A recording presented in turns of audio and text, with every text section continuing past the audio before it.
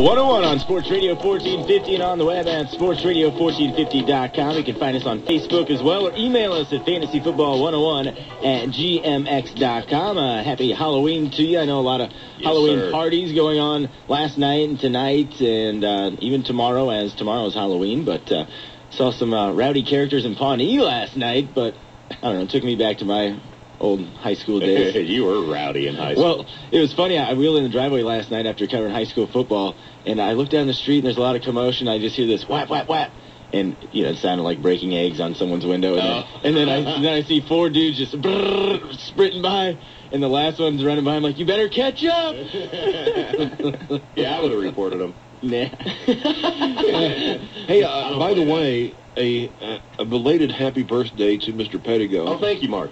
How old did we turn? I turned 30. Oh, baby. On Thursday. Welcome to the club, my man. That's right. Thank you. Yeah, it feels terrible. It only gets worse from here. So.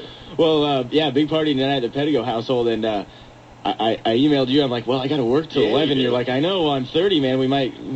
I might be out at 10. Might be out at 9:45. You know, got to tuck in the kids and go to bed. But we'll try to stay up for you. I got some drinks that I can mix with Red Bull. All right, yeah, that sounds good. That sounds good. Well, apparently they knew I was coming at the stadium tonight too. They're having Blue Bombs as a special, so there you go. I'll be good to go. 529-1450 is the phone number. We're actually talking fantasy football this morning. Surprise, surprise. Not about our alcoholism. We have a phone call. Do you want to talk Halloween or football? Good morning. You're on Fantasy Football 101. Go ahead. Hey, good morning, guys. How are you? Awesome. Hey, I got two dilemmas for you. Ready? Okay. Okay, I got a flex and two wide receivers. I got four guys to go in here. Braylon Edwards, Devon Bess, Jabbar Gaffney, or that number 3 wide receiver from Buffalo named Johnson. All the Eric... Number one. That's the number 1 wide receiver in Buffalo. That's how to leave those. Yeah, right. Steve so Johnson. Johnson is a must. Johnson's a must until he cools down. It doesn't look like he's got any idea to do that. So Johnson would be one. You need 2 of these 4, correct? Right. You've got some nice choices. You need 3. You need 3 of them. Yeah. Okay, Johnson for 1. I think Gaffney would be a good possibility for a second. Devon, is your lead PPR? I can't remember. Well, yeah, it is. You get points. Yeah, you get points for reception. Devon Bess would be the 3rd then, because Devon Bess has been raking passes in about 6 or 7 a game at that rate. And Cincinnati has 5. Should I said Braylon Edwards? Yeah, I heard Braylon Edwards. But out of the 4 that you gave me, the last 3 are the ones that I like best. Yeah. Okay. I might go. And yeah, I like Gaffney, but I might go Edwards instead of Gaffney. Definitely get Bess and Johnson in there. Yes. Listen, Cincinnati has 5 defensive backs out this week, so expect Chad Henne and that Miami offense to be kind of cruising through the air. So I like Brandon Marshall a lot this week, and I like Devon Bess a lot too. No, not Brandon Marshall, Braylon Edwards. I know. I'm just saying, as far as Miami goes, the receivers get the Miami receivers in the game. This includes Devon Bess. Braylon Edwards is dynamite. He's playing terrific.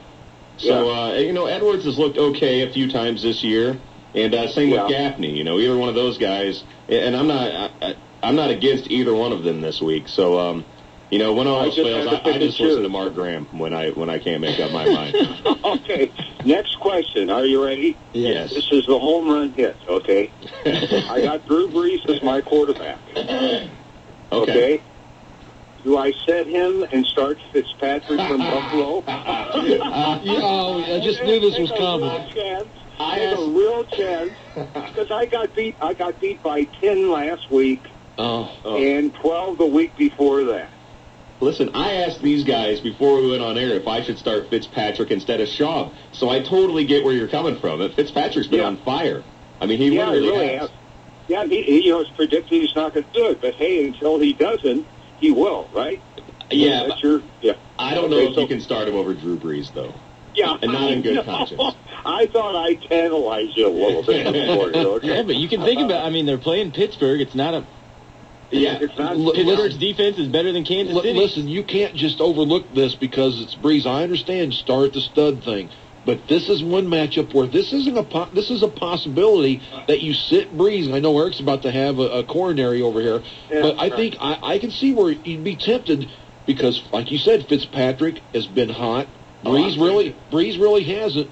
And Breeze goes up against Pittsburgh. I tell you, I think you've got a possibility of starting Fitzpatrick. Well, would you do it, Mark? Would I?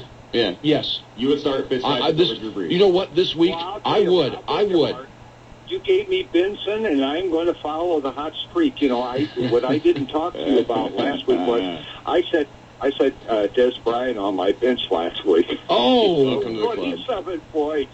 I didn't tell you I had him in the mix. So I figured I'd give you everybody I got this time. Okay. Yeah. Yeah.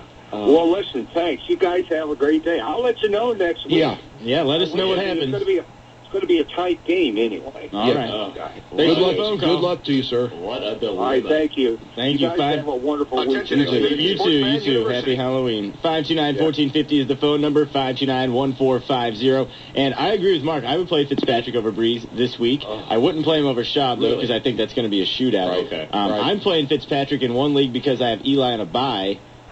And I did pick up Fitzpatrick in another league, but I just don't think I can play him. Listen, going into last week before he had that huge game, Fitzpatrick had 7 touchdowns, only 2 interceptions, and he already had a QB rating of like 100. It was like 99.9 or something. And then last week he came out and blew up and had a huge game. So it's not like, this guy had one big game. Yeah. Don't get too excited. This guy's had a good season. And Adam brought up the reason why I would play Fitzpatrick over Breeze this week. Pittsburgh. Yeah. That's the main reason, and that's to me the only defense, one of the few defenses I'd consider doing that with, but they are one. Fitzpatrick hasn't been the starting quarterback all season, correct? No, not all season. All right. No. Well, he already has more fantasy points than Joe Flacco. Oof. Yeah. And Matt Henne. So Chad Henne, right. So you gotta I had Matt Ryan on my brain for some reason, but yeah, Chad Henne. And you just can't overlook those numbers. It's fantasy football. It's not NFL football like we've been talking about this morning already. It's fantasy football. You got to play the Kyle Ortons and guys like that are getting fantasy points. Okay, let me ask you this, Stark, real fast. While I want to plug in Schaub like I should, but listen, the first time Houston played Indy, Schaub got me like 6 points. And it was a high-scoring game. It was the Arian Foster show. I don't expect it to be the Arian Foster show again this week, but I'm a little. You can see why I'm thinking about maybe going Fitzpatrick. I mean, if Houston can get the ground game going, then there's no reason to throw against Indy because they can't stop anyone on the ground. So I have Schaub in, but I got a tasty-looking Ryan Fitzpatrick sitting on my bench.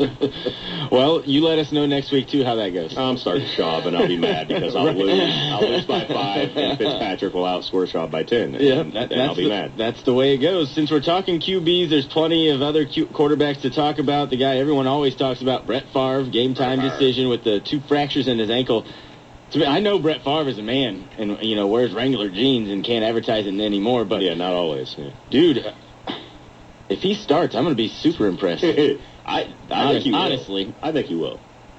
I think that'd be a bad move, though, for Minnesota. Well, I mean, what's their other option is Tavares Jackson. Right. Either way, I guess he's one of Nicorelli's homies. I don't know. Love me some T-Jack. They're not getting strong QB play this week. You know what I mean? In Minnesota, no matter who goes. And I honestly think Brett will start. Well, then if Brett starts and they lose again, I mean, then what? Is it even... I don't know. Throwing the towel after that? I mean, the season's pretty much over after that if they lose again. Tony Romo, another big-name quarterback, out with that shoulder injury. He's out 8 weeks at least. So John Kitna will be the starting quarterback. And a lot of fantasy gurus, including we heard Eric Casilius on the way in here, and I have actually him penciled in as a sleeper. But John Kitna, not a bad play this week, I think, just because they're playing a very bad Jacksonville team in Dallas. This week, I think a pretty darn good play. After this, not so much. But after this, I wouldn't even have him on my roster. Yeah. But I'm not even crazy about him this week. We talked about this a little bit before, but, I mean, John Kitna's making his first actual start. And since when? I mean, 2008. 2008 was his last one? Okay. Well, either way, he's had a couple of years off now. And like I said, Dallas hasn't been able to get anything going with Romo under center necessarily. True. You know, they're really playing poorly this year, and it's not just a QB situation. The whole team's not playing well. So I'm not convinced that John Kitna's just going to step in and be a guy you want to plug in your lineup because I just don't think Dallas is that good this year. Well, Roy